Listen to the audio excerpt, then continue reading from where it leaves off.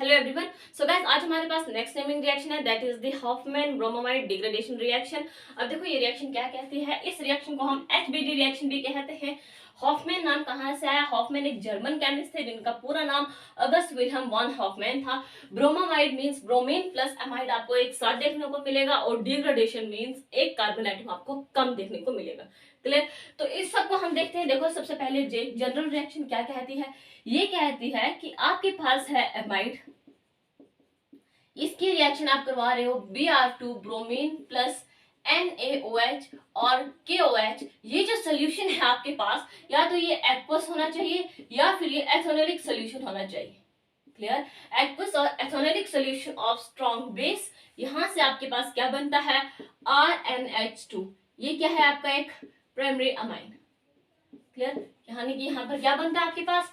Amide से एक primary amine की फॉर्मेशन होती है। क्लियर? यहां से Na2CO3 प्लस NaBr प्लस यहां से वाटर रिएक्शन से बाहर हो जाते हैं। ये जो है ये क्या है? आपके बाय प्रोडक्ट। रिएक्शन को बैलेंस करते हुए यहाँ पे आएगा 4, यहाँ पे 2, 2 एंड 2। क्लियर? ये तो वो रिएक्शन है जो हॉफमैन ब्रोमोमाइड डिग्रेडेशन हमें कहती है। क्लियर? अब देखो इसके कुछ अगर पॉइंट्स की बात करें तो देखो यहाँ पर हमने कहा कि ये क्या है? प्राइमरी अमाइन बनता है। क्या यहाँ पे सेकेंडरी और टर्शियरी अमाइन की फॉर्मेशन होती है? तो यहाँ पर आप पॉइंट डाल के रखो कि only primary amine is formed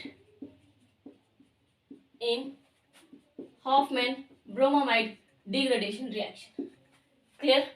that means कि secondary and tertiary amine is not formed. अब इसका रीजन क्या है? अगर हम इसके रीजन की बात करें तो इसका रीजन ये है कि जो प्राइमरी अमाइन है, primary amine are more basic than secondary and tertiary amine. Clear? इसलिए क्या होता है कि सेकेंडरी और टर्शियरी अमाइन की फॉर्मेशन जो है वो यहाँ पे नहीं होती। यहाँ पे सिर्फ क्या बनेगा आपके पास? प्राइमरी अमाइन बनेगा, क्योंकि ये ज्यादा बेसिक है as compare to that of the secondary and tertiary amine. Clear? एक और पॉइंट लिखो, only one unit of bromine is used, 1 unit ऑफ Br2 इज यूज्ड। आप यहाँ पे सिर्फ एक ही यूनिट जो है Br2 का यूज करोगे, इससे ज्यादा नहीं करोगे। क्लियर? तो ये कुछ पॉइंट्स है, इसे नोट डाउन कर लो। साथ ही हम कुछ एग्जांपल्स की बात करते हैं, देन हम इसकी बात करेंगे, इसके मैकेनिज्म की बात करेंगे। वहां पे कुछ और पॉइंट्स भी आपको देखने को मिलेंगे। एक चीज कि जो ये आपका आर ग्रुप है ना, ये आर ग्रुप आपका एल्काइल ग्रुप भी हो सकता है और ये आपका एराइल ग्रुप भी हो सकता है। क्लियर? यानी कि यहाँ पर जो आपका अमाइन बनेगा ये प्राइमरी एलिफेटिक अमाइन भी हो सकता है और प्राइमरी एरोमेटिक अमाइन भी हो सकता है। क्लियर? प्राइमरी एलिफेटिक अमाइन और प्राइमरी एरोमेटिक अमाइन। क्लियर? ठीक है, प्राइमरी एलिफेटिक अमाइन और प्राइमरी एरोमेटिक अमाइन की यहां पर आपको फॉर्मेशन देखने को मिलती है। क्लियर? तो जल्दी से इन पॉइंट्स को नोट डाउन कर लो। मूव करते हैं हम ये कुछ एग्जांपल्स की तरफ। देखो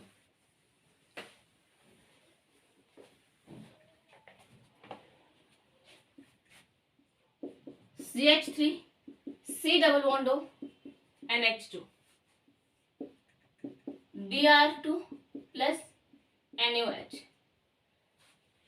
C2H5 C double bond O NH2 Br2 plus NaOH। Clear? Next है एरोमेटिक कंपाउंड ले लेते हैं, C double bond O NH2 Br2 plus NaOH। Clear? Next Me C double bond O NH Me Br2 plus NaOH। Clear? Next है C double bond O NH Me, Br2 plus NaOH। Clear.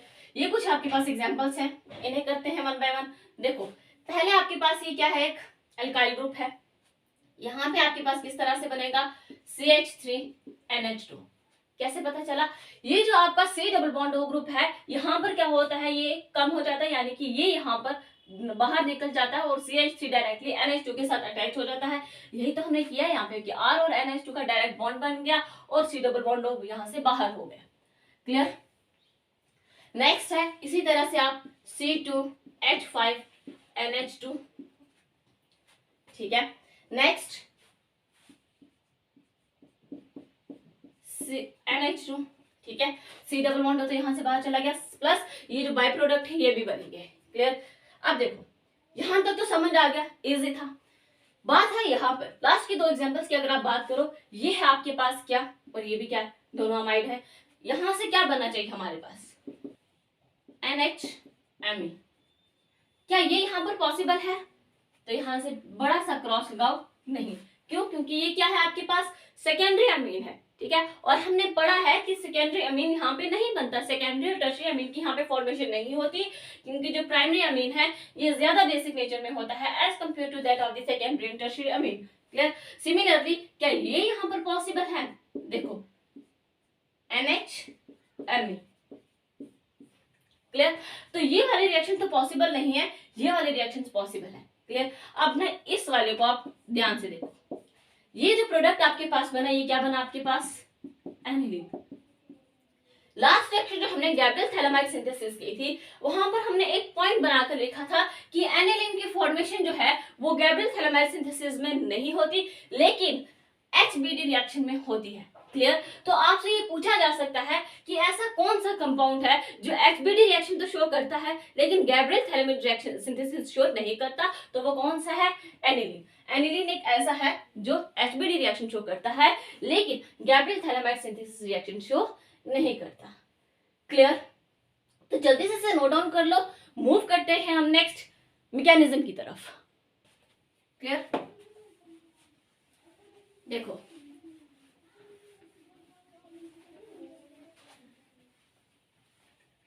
Start करते हैं अब हम इसका mechanism.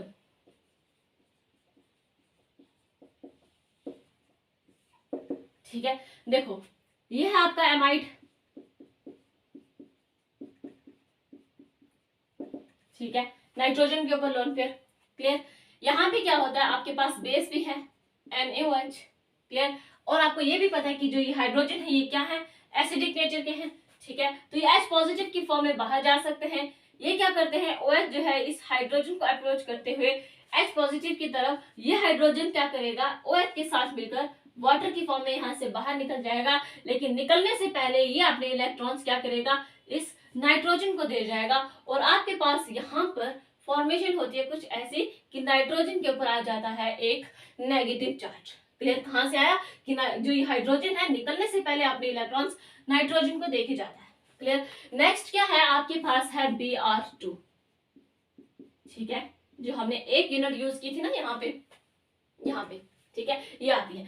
अब क्या करता है कि जो ये नाइट्रोजन है ये इस ब्रोमीन को जैसे अप्रोच करने की कोशिश करता है, यहाँ पर एक डायपोल इंड्यूस होने लग जाती है, जिसकी वजह से इसके ऊपर आ जाता है डेल नेगेटिव चार्ज और यहाँ पर आ जाता है डेल पॉजिटिव चार्ज। जैसे इसने अप्रोच करने की कोशिश की तो ये Br नेगेटिव की फॉर्म में यहाँ से बाहर हो जाता है और आपके पास यहाँ पर नाइट्रोजन के पास क्या आ जाता है, एक ब्रोमीन आ जाता है और हाइड्रोजन तो पहले से था। क्लियर। अब देखो जो ये Na पॉजिटिव है और ये Br नेगेटिव, ये दोनों आपस में क्या, नेगेटिव और positive, Na positive Br negative मिलकर NaBr की फॉर्म में यहां से बाहर। क्लियर। अब ये जो आपके पास बना ये क्या बना, एन ब्रोमामाइड, ब्रोमीन और एमाइड दोनों एक साथ आपको देखने को मिल रहे हैं। क्लियर। नेक्स्ट है फिर आपके पास एक एसिडिक हाइड्रोजन अभी भी है, अगेन यहां पर क्या करेगा, OH नेगेटिव आएगा, हाइड्रोजन को लेते हुए हाइड्रोजन निकलने से पहले अपने इलेक्ट्रॉन्स नाइट्रोजन को देते हुए यहां पर कुछ इस तरह से बनेगा। क्लियर। ये जो आपके पास बना ये क्या बना, N bromamide anion. Clear. Next क्या होता है, नाइट्रोजन और ब्रोमीन दोनों इलेक्ट्रोनेगेटिव एलिमेंट हैं। अब एक साथ ना रहने के बजाय आपको साथ में ये भी पता है कि Br नेगेटिव जो होता है बहुत अच्छा लिविंग ग्रुप है, ऊपर से ये दोनों इलेक्ट्रोनेगेटिव एलिमेंट एक साथ हैं तो ज्यादा देर साथ नहीं रहेंगे, इसलिए Br नेगेटिव जो है नाइट्रोजन का नेगेटिव लेकर यहाँ से बाहर निकल जाता है और आपके पास नाइट्रोजन के ऊपर का नेगेटिव चार्ज खत्म हो जाता है। क्लियर। ये जो आपके पास स्पीशीज बनी इसका क्या नाम है, एसाइल नाइट्रीन। क्लियर। अब यहाँ पे क्या होता है कि ये जो नाइट्रोजन है ना, ये अपने इलेक्ट्रॉन्स यहाँ शिफ्ट करता है और कार्बन जो है अपने इलेक्ट्रॉन्स ऑक्सीजन की तरफ शिफ्ट करता है। क्लियर। और यहाँ पर आपके पास क्या बनेगा, Rc, ऑक्सीजन के ऊपर नेगेटिव चार्ज और नाइट्रोजन और कार्बन के बीच में क्या आ जाता है, एक डबल बॉन्ड आ जाता है। क्लियर। नेक्स्ट क्या है कि जो ये ऑक्सीजन है ना, ये बैक बॉन्डिंग शो करते हुए अपने इलेक्ट्रॉन्स को यहाँ शिफ्ट करता है और ये पूरा का पूरा ग्रुप जो आर ग्रुप है या इकाइल भी हो सकता है, अराइल भी हो सकता है, इस नाइट्रोजन की तरफ माइग्रेट कर जाता है और आपके पास यहाँ क्या किस तरह से बनता है, ये है कार्बन, ऑक्सीजन, नाइट्रोजन और ये आ गया आपका आर। ये जो स्पीशीज आपकी बनी ये क्या बनी, एल्काइल आइसोसाइनाइड। क्लियर। जो ये एसाइल नाइट्राइल है ना, ये आपकी एक इंटरमीडिएट स्पीशीज है। क्या है, इंटरमीडिएट स्पीशीज है ये आपकी। और अगर बात करें एल्काइल आइसोसाइनाइड की तो ये है आपका एक intermediate compound, intermediate compound. Clear. ठीक है। फर्दर मूव करने से पहले एक चीज कि जो ये है ना, जब ये आर ग्रुप इस नाइट्रोजन की तरफ माइग्रेट होता है, ये स्टेप आपका स्लो स्टेप आता है। किस तरह से, रीडिटर्मिंग स्टेप है और यहाँ पर क्या हो रही है, रीअरेंजमेंट। यानी कि ये रिएक्शन आपको क्या दिखाती है, मॉलिक्यूलर रीअरेंजमेंट शो करती है और ये है आपका रेट डिटर्मिनिंग स्टेप। यानी कि ये बड़ी आसानी से मतलब आराम से क्या करता है, नाइट्रोजन के पास जाता है। ये आपका स्लो स्टेप है, इसीलिए ये रेट डिटर्मिनिंग स्टेप बना। क्लियर। और साथ ही साथ यहां से आपको एक बात पता चली कि ये वाली रिएक्शन आपको मॉलिक्यूलर रीअरेंजमेंट शो करती है। क्लियर। नेक्स्ट स्टेप में क्या होता है, अब है आपके पास क्या, वाटर।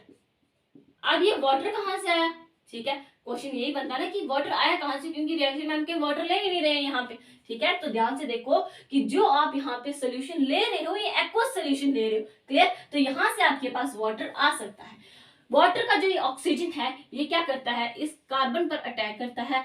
अब यहाँ पर आगे आपके पास दो पॉसिबिलिटीज हैं, क्या, या तो ये अपने इलेक्ट्रॉन्स नाइट्रोजन की तरफ शिफ्ट करे या तो ये अपने इलेक्ट्रॉन्स ऑक्सीजन की तरफ शिफ्ट करे। लेकिन हम ऑक्सीजन की तरफ शिफ्ट ना करने के बजाय हम करते हैं नाइट्रोजन की तरफ। ऐसा क्यों करते हैं ये देखते हैं।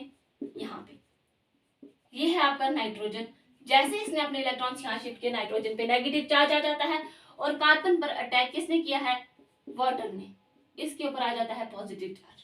क्लियर। ऐसा क्यों हमने किया, इस पे क्यों नहीं किया, क्योंकि इसे हम कार्बन डाइऑक्साइड की फॉर्म में यहाँ से बाहर निकालेंगे। क्लियर। तो जरूरी है कि हम नाइट्रोजन की तरफ ही रिएक्शन दें। क्लियर। नेक्स्ट है ऑक्सीजन के ऊपर पॉजिटिव चार्ज, इलेक्ट्रोनेगेटिव एलिमेंट है, एक अनस्टेबल स्पीशीज यहाँ पर बनी, तो ये क्या करता है, इसे यहां से ये मूव कर जाता है नाइट्रोजन की तरफ।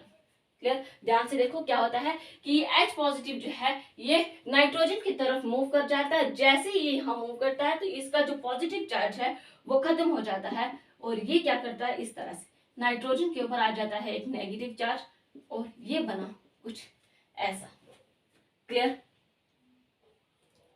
ठीक है। नेक्स्ट क्या है, आपके पास ऑक्सीजन और हाइड्रोजन के बीच में जो बॉन्ड है ये अपने इलेक्ट्रॉन्स को यहाँ शिफ्ट करते हुए, ठीक है, ये अपने इलेक्ट्रॉन्स क्या करेंगे, यहाँ शिफ्ट कर देंगे। ठीक है। और जो ये आपका H पॉजिटिव यहाँ से बाहर जाएगा ये क्या करेगा, इस नाइट्रोजन के पास चला जाएगा। क्लियर। फिर से देखो कि इसके बीच में जो बॉन्ड है ये अपने इलेक्ट्रॉन्स को यहाँ शिफ्ट करते हुए ये H पॉजिटिव की फॉर्म में बाहर हो जाएगा और ये अपने इलेक्ट्रॉन्स यहाँ शिफ्ट करेंगे और जो H पॉजिटिव की फॉर्म में बाहर जाएगा ये इस नाइट्रोजन के पास जाएगा और यहाँ पर आपके पास कुछ ऐसा बनेगा, प्लस RnH2। ध्यान से देखो इसे, क्या बना ये आपका C डबल बॉन्ड O, क्योंकि हमें कार्बन डाइऑक्साइड यहां से बाहर निकालनी थी। RNH2 जो है ये आपका क्या बना, प्राइमरी अमीन। क्लियर, जो हमारा मेजर प्रोडक्ट था यहाँ पर प्राइमरी अमीन यही तो था हमारे पास, ठीक है, बाकी सब तो हमारा बाय प्रोडक्ट है। क्लियर, तो इस तरह से इस रिएक्शन का मैकेनिज्म चलता है, ठीक है। ब्रोमोमाइड कहां से आया कि ब्रोमीन और एमाइड आपको एक साथ देखने को मिलते हैं, ठीक है। अब हम बात करें डिग्रेडेशन, आपने देखा हमने कहा था 1 कार्बन एटम लेस, यहाँ पर अगर आप बात करें यहाँ पर आपके पास 1 कार्बन ज्यादा था, जब आपने अमाइन की फॉर्मेशन की तो कार्बन यहाँ से बीच में गायब हो गया। क्लियर, ये जो R ग्रुप है आपका ये अल्काइल ग्रुप भी हो सकता है और ये अराइल ग्रुप भी हो सकता है। एक मेन इंपॉर्टेंट पॉइंट है, ध्यान से सुनो, कि जो ये नाइट्रोजन आपका सॉरी ये अल्काइल ग्रुप जो R है ये नाइट्रोजन की तरफ जो मूव करता है, ये ग्रुप आपका इलेक्ट्रॉन डोनेटिंग ग्रुप होना चाहिए, ठीक है, क्योंकि इसके पास कुछ होगा तभी तो ये नाइट्रोजन के पास जाएगा उसको कुछ देने के लिए। क्लियर, तो ये क्या करता है, जो आपका ये ग्रुप माइग्रेट हो रहा है यहाँ पे, जो रीअरेंज हो रहा है यहाँ पे, ये ग्रुप आपका चाहे वो अल्काइल ग्रुप हो या वो अराइल, लेकिन इलेक्ट्रॉन डोनेटिंग ग्रुप होना चाहिए। क्लियर, तो क्या करते हैं, इस तरह से ये नाइट्रोजन की तरफ माइग्रेट कर जाता है।